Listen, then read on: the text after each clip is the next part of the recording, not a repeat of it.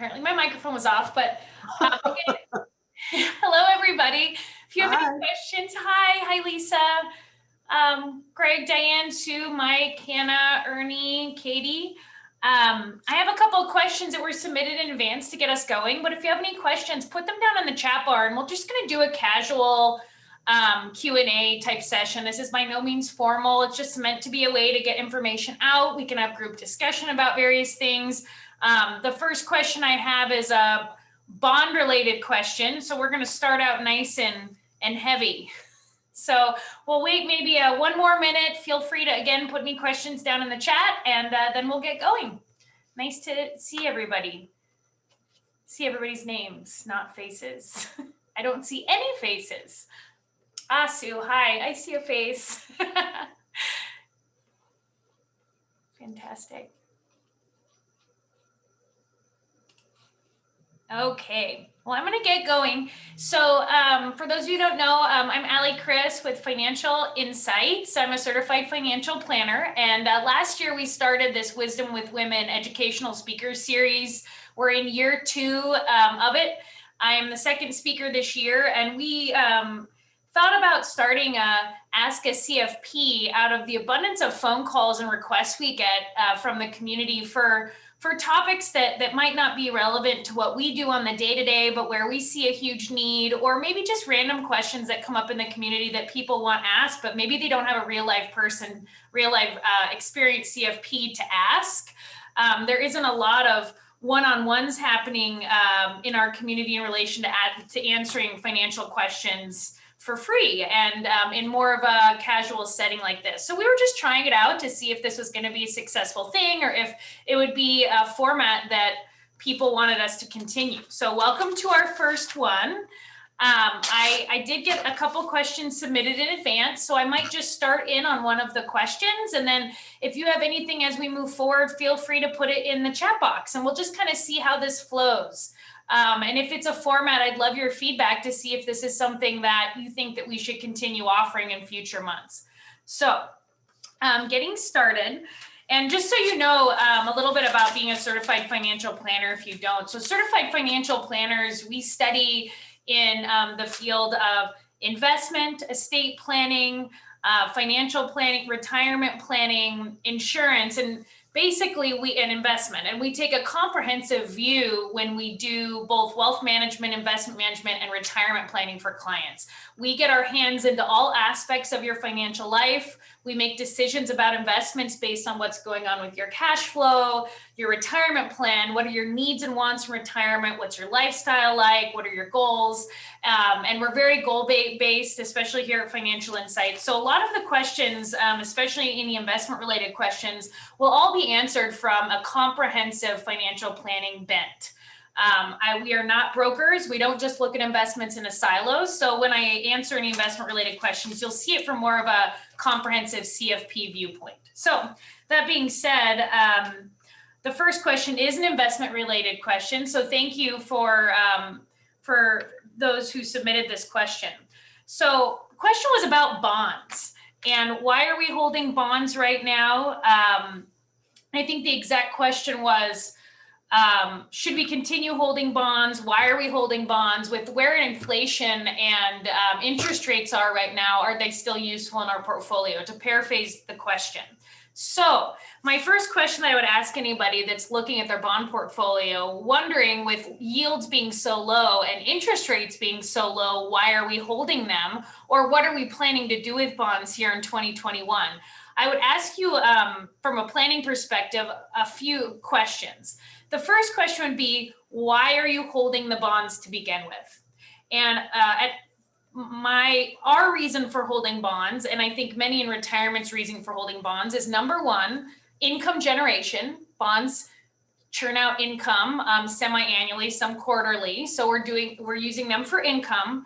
Two, we use them to hedge against any sort of equity downturn. So we're hedging against a downturn, maybe hedging against US dollar.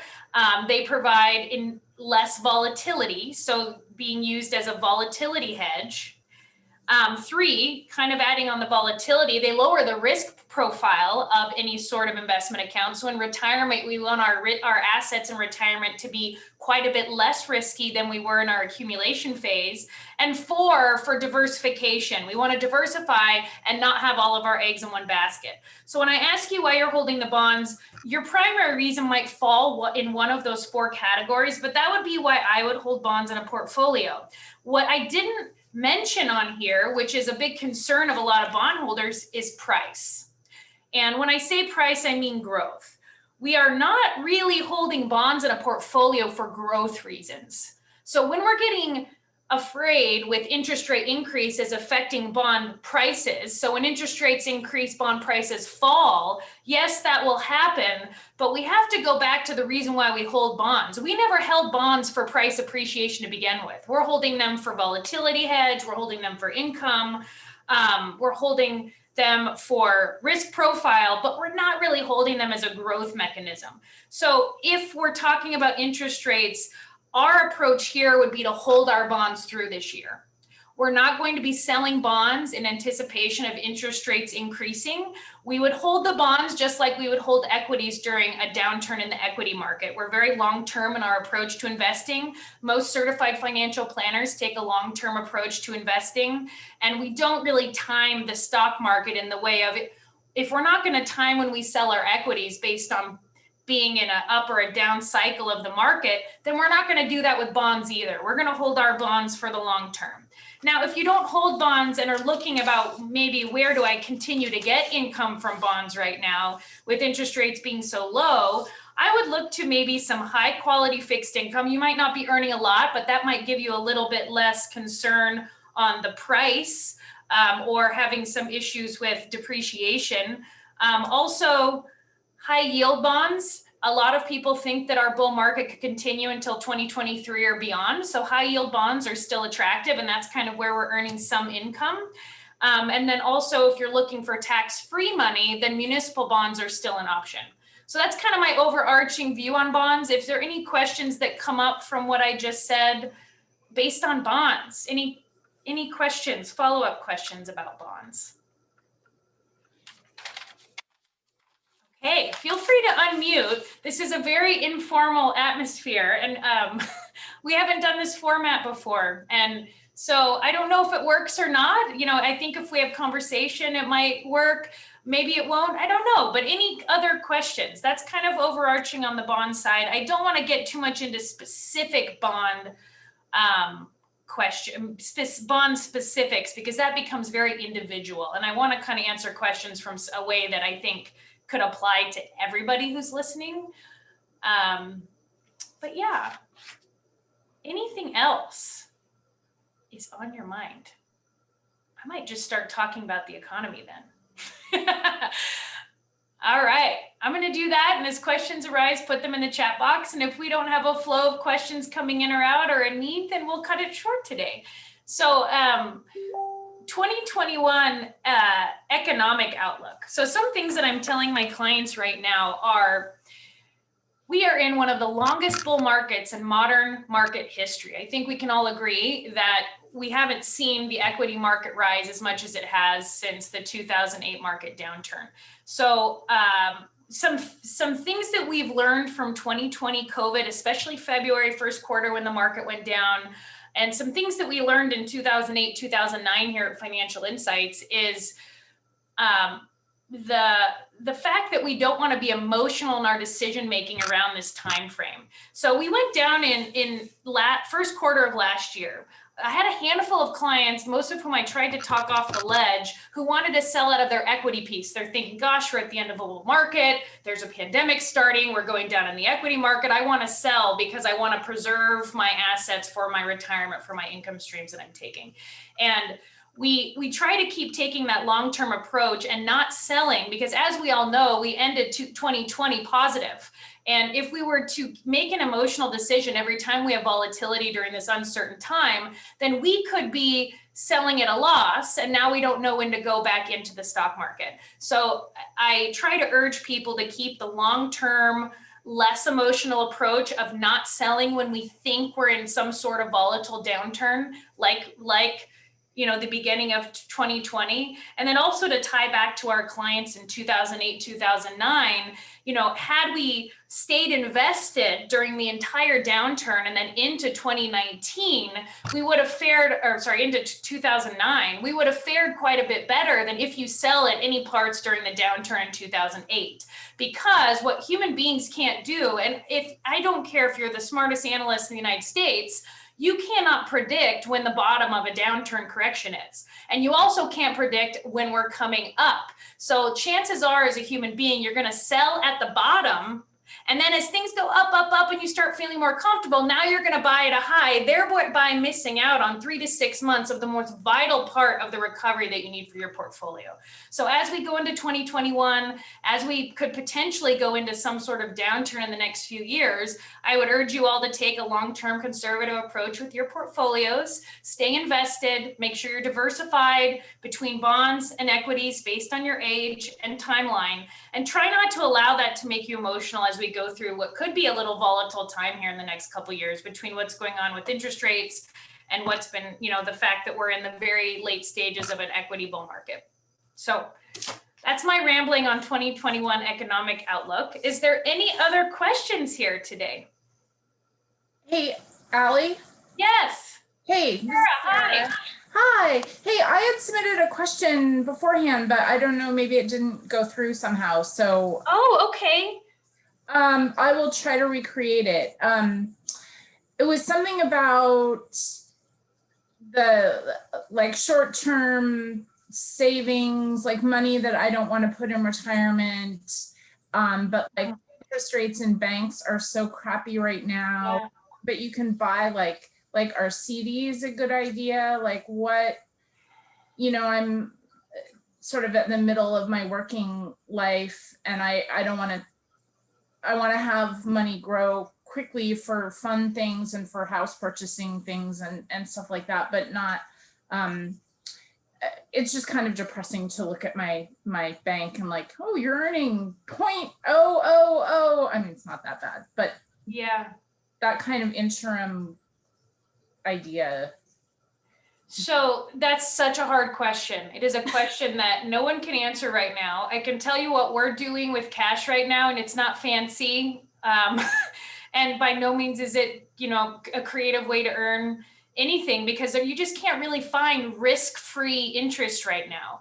And so CDs, yes, I think it's anything that's keeping up with at least inflation right now, even though inflation has been somewhat low. But as inflation starts to increase, anything that's keeping up with at least more than zero in your savings and checking is good. What I would do is go to bankrate.com, where you can use online banking, which is still FDIC insured. You can search for what the highest interest rates are for 6 month, 1 year. We're not really getting paid to go out really long in CDs or bonds right now. So staying in the short term is still as rewarding as it can be right now. So I'd say for assets that cash for 3 years and below that you're going to be using for home purchases or major remodels or anything of that nature, I would still keep them in CDs and cash equivalents. We have been putting some 3 year to 5 year money in short-term bond funds. But again, to follow up on the earlier question about bonds, we have price risk there with interest rate increasing. Now, the price risk is really low. The downside potential for a bond fund is so much lower than it is for an equity. So, and being in a short term makes the downside potential even lower. But it is a way to get out a little bit more income than your CDs are producing. So going into a short-term instrument where you may be earning 2% versus the 1% you're earning on your CD, you might be taking a small price risk in doing that. But, I'd say the income is probably going to allow you to break even, if not be ahead at the end of the time period. So I think the risk on a short-term bond fund is relatively low, but there still is price risk. Outside of that, we aren't seeing much of anything in the 1 to 3 year space for cash. There are some, as you take on more risk, there are some ways to earn return in 1 to 3 years, but you're having to take on risk to do that, which most people in that time frame don't want to do. Okay, Thank you. That's what I was afraid you were going to say.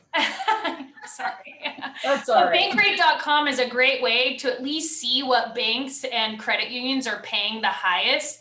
And sometimes find that your local credit unions are going to have the highest CD rates. They're going to be better than your Bank of America, you know, I almost said Key Bank, your Bank of Americas, your credit unions, and then your online banks. And I found some pretty good ones on Bankrate, some kind of one-off banks. They're all still FDIC insured and they're just electronic deposits into them. And I have a lot of clients that use them. VO was one of them that I had some clients using where they were getting a pretty decent is relative right now rate. Okay, so next question we have here. So do we have, okay, how do you start a separate Roth IRA account for saving beyond your 403B? So there are many ways to set up a separate Roth IRA account. If you want to do it on your own without paying an advisory or a wealth management fee like you would with a firm like Financial Insights, you can do it through Vanguard or any of the larger brokerage companies. And you can open up those accounts with relatively low fees, maybe an annual fee, but it's relatively low. And you can, investment wise, they have a lot of target fund products where they're diversified for you. And at Vanguard, the internal expense ratios on those funds are really, really low. So you're not, at some of the other mutual fund companies, their target funds, because they're kind of built out, maybe are a little bit more expensive, so they're not doing as well. Well, that's not the case at Vanguard. So you can go on Vanguard's website, you can press open an account, you can click Roth IRA, you can go in and say, I want to be in a target fund, you know, for X date of retirement, and then you can auto put money into it every month on top of your 403B. Now, keep in mind that the Roth IRA has annual income max limits, which for 2021, what do we got? What is it for 2021? So we have 6,000 that you can put into a Roth IRA if you are age 50 and under, 7,000 if you're 50 and older, and that is on top of your 403B money. And as you all know, the Roth IRA money is fantastic because it grows tax-free. You're putting in post-tax money, and then all of the growth on that Roth IRA between now and when you retire is all tax-free. Unless the IRS decides to do something in the future to try to create more money, it's all tax-free. So I'm assuming that if they ever do change any of the Roth IRA rules, they'll grandfather existing Roth IRAs. I do imagine down the road, if they are trying to increase tax revenue, that the Roth IRA could be something that they would target. Because it is just a fantastic vehicle for tax-free growth. There is an AGI phase out for a Roth, so it is something you want to take advantage of.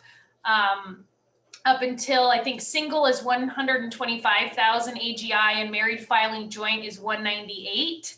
But you can each contribute, both spouses can contribute to, and if for some reason you're not covered under an employer, or I'm sorry, if for some reason your spouse is not covered under an employer plan because they're a stay-at-home spouse, but you have enough income to take care of 2 Roth IRA contributions, your spouse can still contribute to their own Roth because you have income, because you need income in order to contribute to an IRA. You have to have taxable income. But a little known kind of thing is that a lot of people think that maybe a husband or stay-at-home wife cannot contribute because they don't have income, and that's not true. As long as you have enough and they're not covered by an employer plan, you can contribute for them as well. So does that answer the Roth question? Vanguard's a great option. Cool. It does. I do have a question though. Is Yeah. IAA one of the options you could go? I have an option to do that through work to create an Roth with TIA. Oh, TIA CREF. Is it going to be, is it a Roth as part of your 403B or is it an individual Roth account? It's an individual Roth account on top. TIAA is great if they offer it through your work and you're not paying fees. They also have some great funds at TIA CREF. I believe they have a moderate fund or a moderate aggressive fund, depending on what your risk tolerance is. So I would invest based on age, timeline, and feelings about market risk. So that would be what's considered risk tolerance. So at the we establish risk tolerance for all of our clients. You should establish one for yourself, which means you should know how you should be investing your assets based on those three things. And I would say the majority of pre-retiree, and I will define pre-retiree as let's say 55 and over. Now I would have said 50 and over 10 years ago, but I'm kind of pushing it up to retiree, which I would say is 65 and over. The majority of that bent is in moderate to moderately aggressive investments, which I would define as between 60 and 70% in equity. So when you're looking at a target fund, you're kind of looking at that target of around there. And I'm generalizing based on seeing you, Sue, and based on our client base, but I would say that's a good ratio for most people. But yeah, and then I would also look at the target funds and anything that's a moderate one. What's cool about those versus you trying to establish mutual fund portfolios on your own is they'll rebalance for you annually, which is what you want. So yeah, TIA is also another company. Cool. So what else? So we have the separate Roth account question. We have the bond question. Determining target amount for retirement. So that's an interesting question. So what I would do is if we want to just do like a back of a pen, back of a pad of paper type of projection, right? I would establish what do you spend monthly? So figure out and know exactly what you spend monthly. If you don't know that number already. So monthly expenses, number one. Figure out, are there any expenses that are going to end in retirement? So is there anything like a mortgage that will be paid off in 20 years? Then you can kind of subtract the expenses that will end in retirement from that monthly expense number. Then in an ideal world, we'll index that for inflation a little bit more, especially if you're 10 to 15 years out. But let's just say back of a notepad projection, let's say we come up with like, I spend $4,000 a month. Let's say I'm 10 years out from retirement. I'm retiring at 65. Let's just make a ballpark. We'll just say 4,500 is what that's grown to with inflation. Now we're looking at roughly $49,000 in retirement that we need to have. Now you can just do a backline estimate of go 49,000, multiplied by the amount of years that you'll be in retirement. That's not the best way to do that, but that kind of gives you a sum. But you also take into consideration, if your number is 60,000, you might have Social Security. I would look at Social Security, which you're subtracting from that annual amount that you need. You can pull those projections. You're also going to be looking at your 403B, 401k, whatever your assets are. And I would say, generally speaking, we're doing a 4% distribution rate from assets right now. So let's say you end up retiring and you have roughly, 450,000 in your 403B. Then I would say at a 4% distribution rate, that's $18,000 that you can comfortably take without dipping into principal in retirement. If let's say you're in a 15% tax bracket, now that's 13,500. So we got 13,500 that we're adding to our Social Security number. Maybe we have a small pension that we're adding to that. Then I would just look at that relative to what that annual monthly number is to see, are we off? And if we are, by how much? And if we're off in a major way between that 4% rate and Social Security and possibly the pension, then what that tells me is we probably need to be saving more into our retirement accounts right now. That's a kind of really 30,000 foot view of what takes a lot of software to do, but I would say that's a start. Okay. I have another question here. All right. I can contribute to a 401a retirement account at my new job. How does this differ from a 401k? Should I combine this with another plan like a Roth IRA? Okay, so 401a is 401as are interesting. You usually have a 401a as a money purchase plan, and normally that's combined with another plan. Is there another plan that's possibly with that 401a? Usually there's a 403b or a 401k or a second state retirement. I see. Okay. So state retirement's tricky, but what I would to make it easy, PERS 2 or 3. Okay, perfect. So 401a's money purchase, I'm not going to get super into money purchase because it's kind of a one-off plan, but let's think about PERS 2, the deferred comp or the deferred comp portion of PERS 2 and 401a is pre-tax pots of money that are being contributed either by you or your employer. I would contribute to your 401a if you're starting out, I would start contributing. If you're just starting out in your work life, your target should be 10% to start. And then every time you get a raise, try to bump that up until we start maxing it out. The earlier we start maxing out those retirement accounts, the less we have to save over time.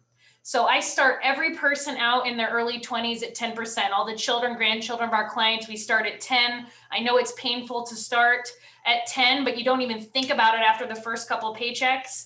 And then every time you get a raise, you pay your future self and then you pay your current self. And your future self is contributing a little bit more onto that 10%. Maybe you do 1 or 2% depending on the raise every single time with the goal of getting to that max out number. I would love to see people at the max out number by the time they are 30 years old.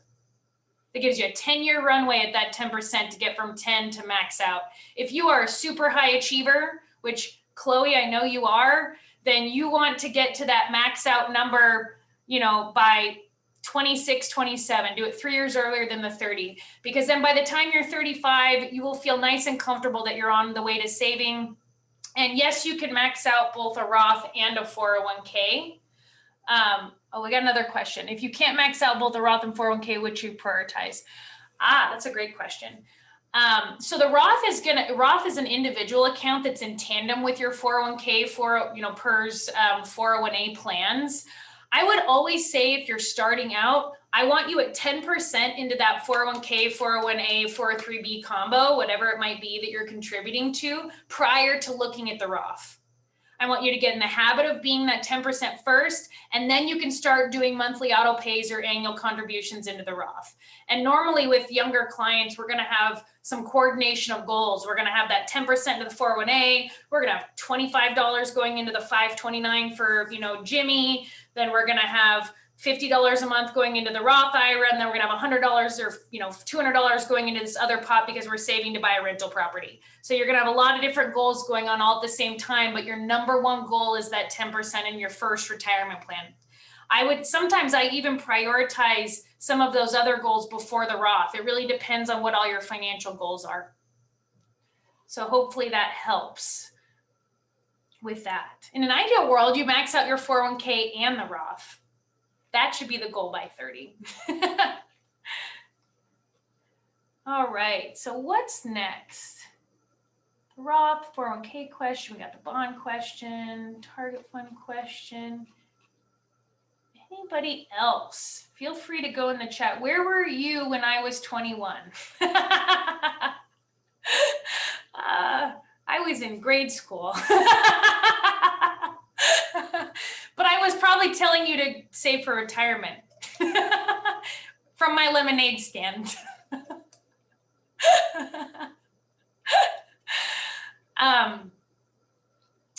So I guess I'm going to tack onto that question because I just did one that's kind of starting of work life. I'm going to go to an end of work life scenario, meaning that let's say we're in a position where we're 5 to 10 years out from retirement. We don't think we've saved enough. And that's okay. It's better to realize that now, 5 to 10 years out, than to not realize that till the year that you're in retirement.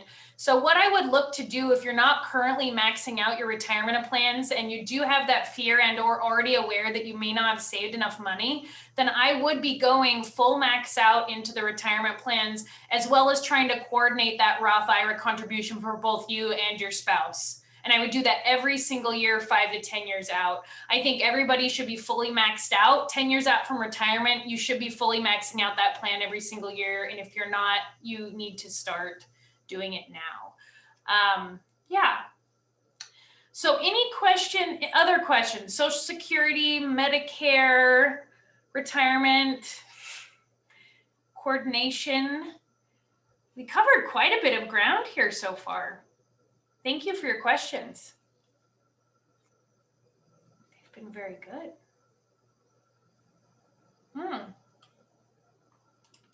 Okay, how much does Medicare cost? Okay, so Medicare, for those of you that don't know, Medicare is the healthcare plan, government sponsored, that starts at age 65. At 65, you're qualified for Part A, hospital, which is free, and Part B, which you're paying for. And if we look at the cost, it is based on your annualized income coming in.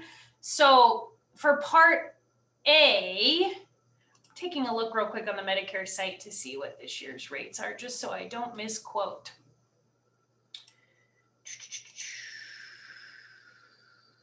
Part A is free. Okay, so Part B this year is starting at $148.50 or higher depending on your income. And that's going to be your monthly amount that you're paying to Part B, which is hospital. I'm sorry, which is your doctor. That's gonna, you can also get other plans to subsidize your Part B plan. I would recommend working with a Medicare specialist to do that. That is not a CFP related field. You want someone that's working in Medicare full time. We have a great referral if you need a name for somebody that does that full time with their life.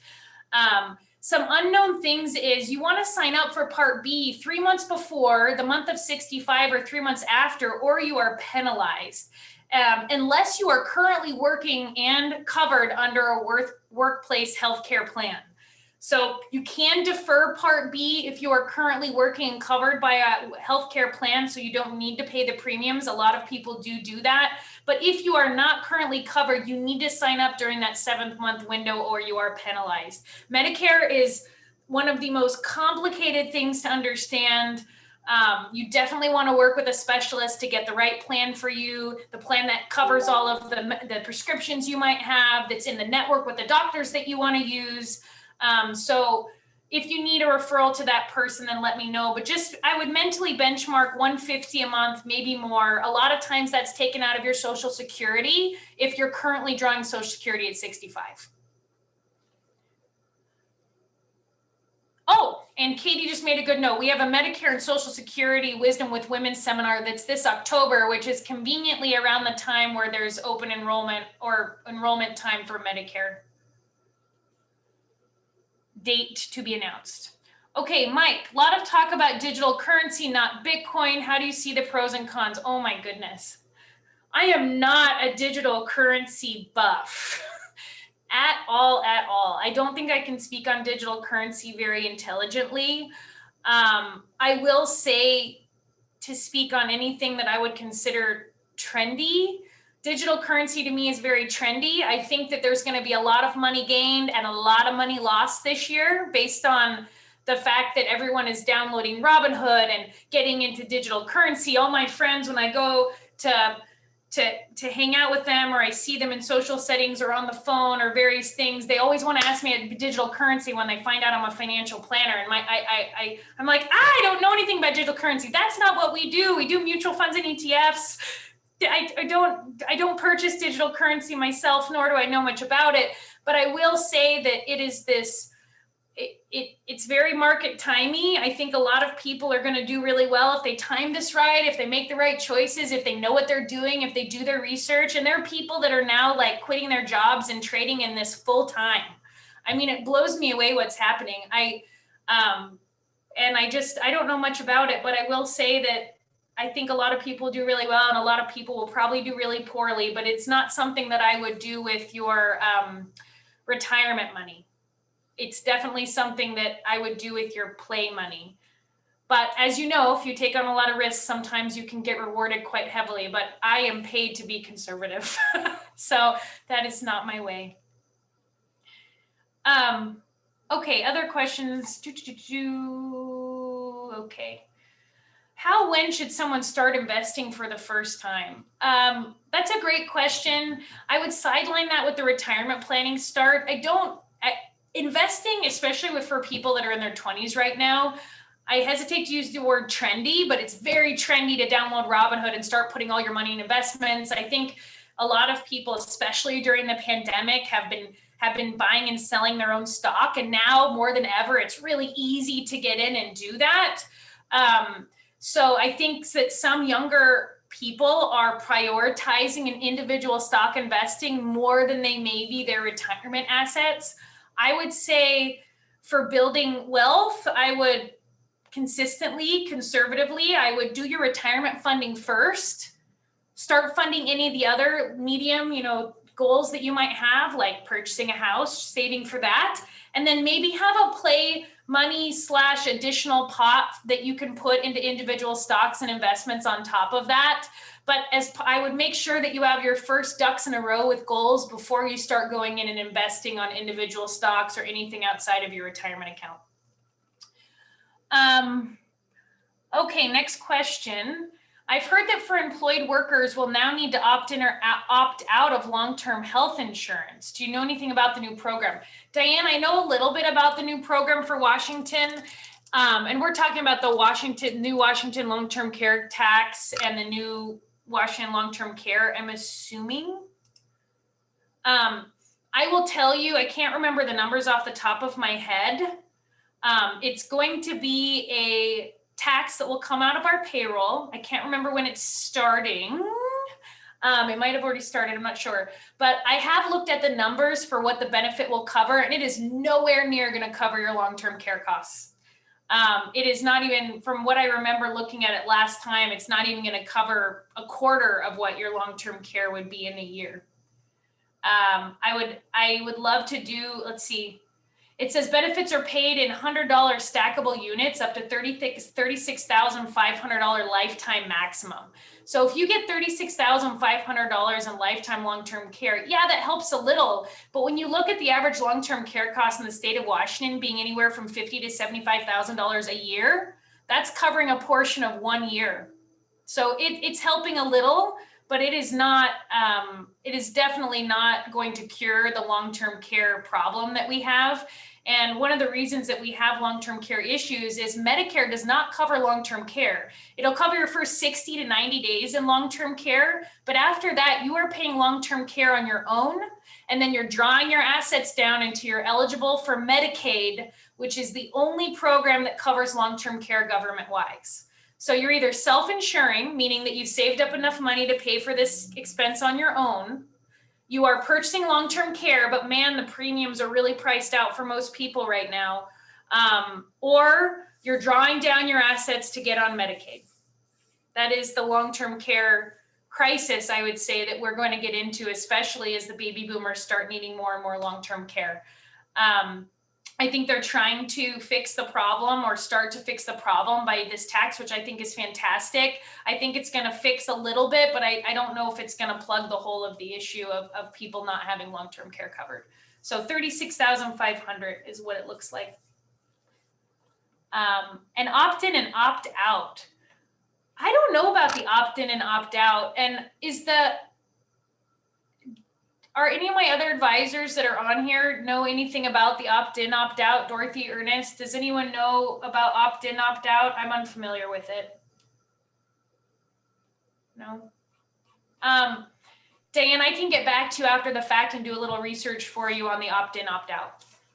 So Yeah, if sorry, you, Allie, I haven't heard anything about that, whether you can opt in or opt out. That's something that's probably pretty new.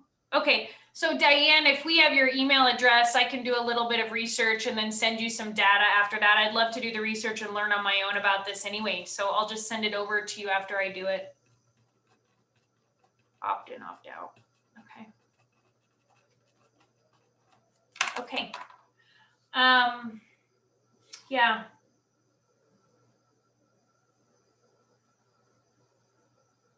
Okay. I actually think that doing some sort of e-blast or educational thing about this long-term care program might be a good idea. Maybe we can add that to our educational seminar this year. I think that's a class unto itself. Thank you. Thank you very much for the question.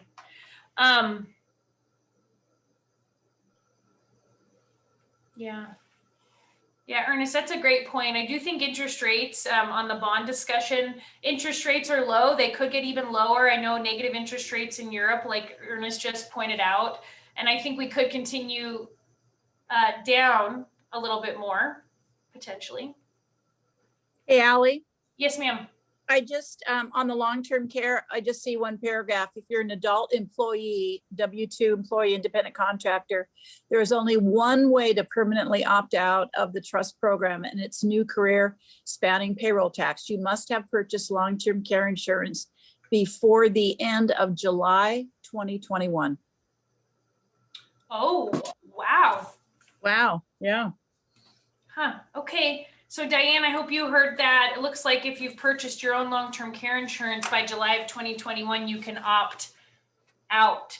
A little bit about long-term care insurance, and I used to have insurance licenses. We all did here at Financial Insights. We currently don't any longer for a lot of different reasons, commission reasons, but also reasons on the long-term care market. We did a little bit of long-term care.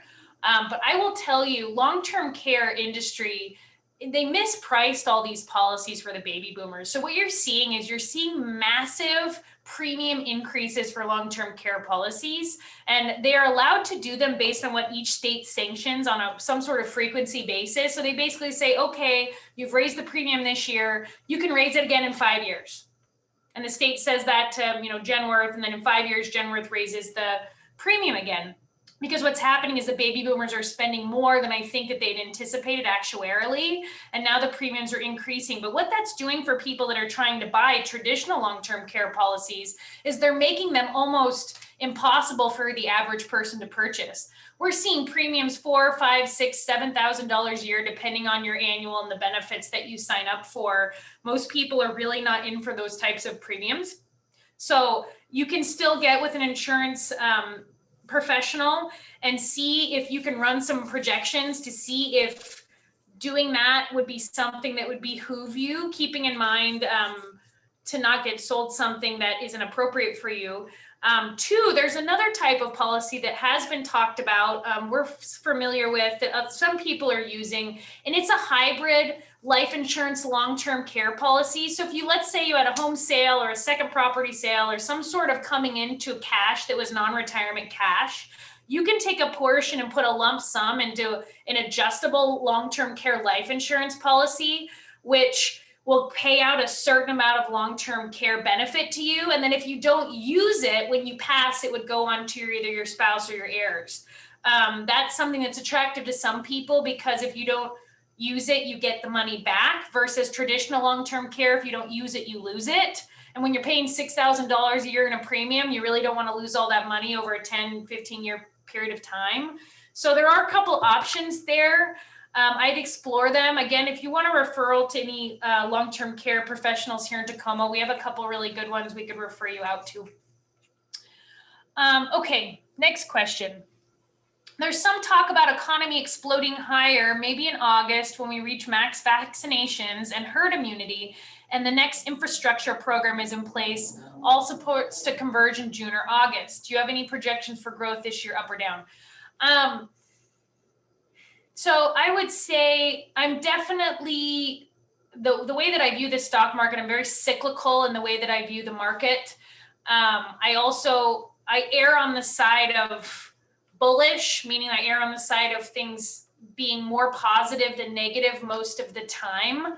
That being said, I try not to take what's happening politically, socially, economically into account on an inter-year level, because I think some of these things add inter-year volatility, but are they going to bring us down or up in any significant way? Sometimes yes, sometimes no. What I like to look at is more of a 10-year, 15-year market cycle. So I'd say we're 10, 13 years into this upward market cycle, and at some point we're going to be coming down, and then we're going to be going back up again. Could we continue up through all of this in the end of the year? Absolutely. I think we could keep going up until 2023. I think a lot of analysts are saying that. I'm not going to make any stock market predictions, because I don't really think that any analyst can really with certainty make that type of prediction. I would just err on the side of not market timing your investments based on any of this. That's not the way that I like to think about it. I kind of think about it cyclically. Like 2008, will it happen again? Yes. Will it look like 2008? No. We have no idea what's going to cause our next deep dive. Is it going to happen? Absolutely. When is it going to happen and what's going to cause it? I don't know. I think it very rarely does anyone actually really know what's going to cause that.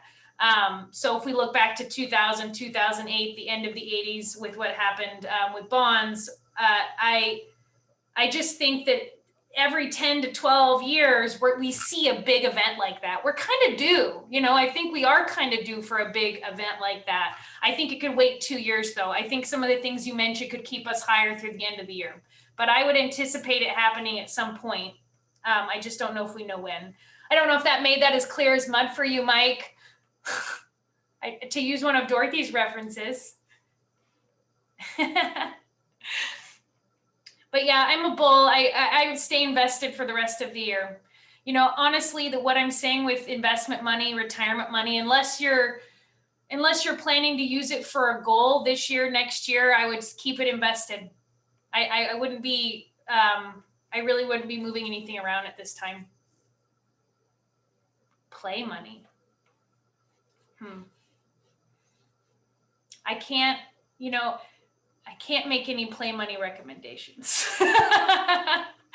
But with play money, I think there's some opportunity right now. I think if you do your research, there are some things that you could probably do pretty well on right now. There's a lot of opportunity, but there's also a lot of risk. Like I said, I think some millionaires will be made and lost here in the next 6 months. Billionaires even. Any other questions? Any other questions? Ooh, this was so much. These are so many questions. This was fantastic. Has been a great session so far. We've covered quite a bit of topics. Anything else as we get into our final 15 minutes? Oh, thanks, Lisa. Maybe you could help me out with this type of format. Did you find this to be helpful? Do you think that the community could use this on an ongoing basis? I would love to get some feedback if you're comfortable sharing it. Pros, cons, we really want to use this as an opportunity for education. So I'd love to hear what could. Yes, definitely. Awesome. Thank you. Yes. Okay. Absolutely. Cool. Okay. That makes me happy. Thanks for saying that. I was really hoping this could be an opportunity for people to ask questions and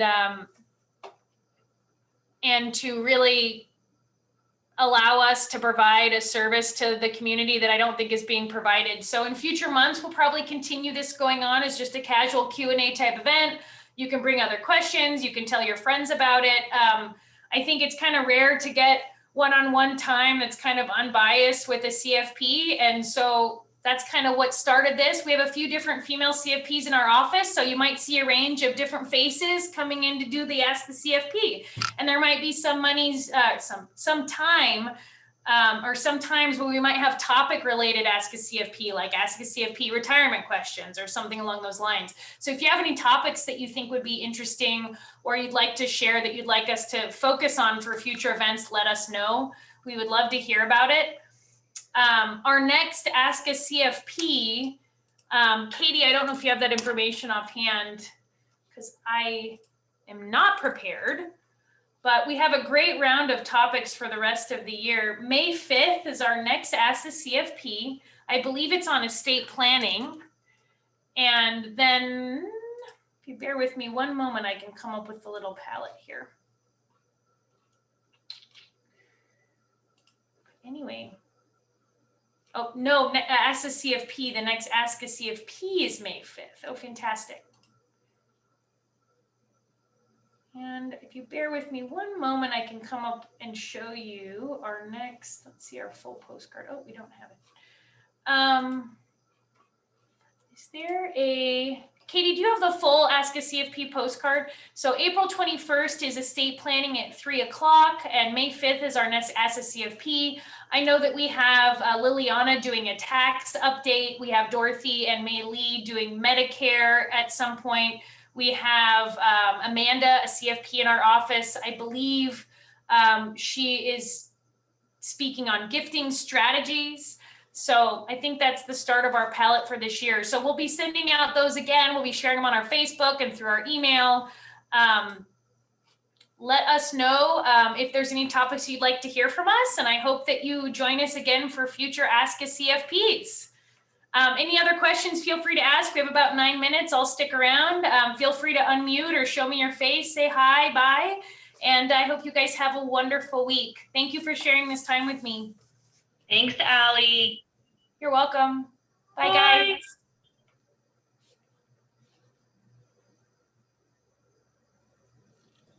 Thank you. Very welcome, Sarah. Nice to see your face. Thank Yeah. you. Take care. Bye, Hannah. Bye. Mike, it was nice. Thank you for all the questions, Mike. It was great to answer them. I hope you're well. Thank you, Allie. You're welcome, Lisa. Yay, thanks, Mike. All right, guys. Bye, Ed. If that's you there, bye, Ed. Lisa, Mike, and Sarah. Have a wonderful evening.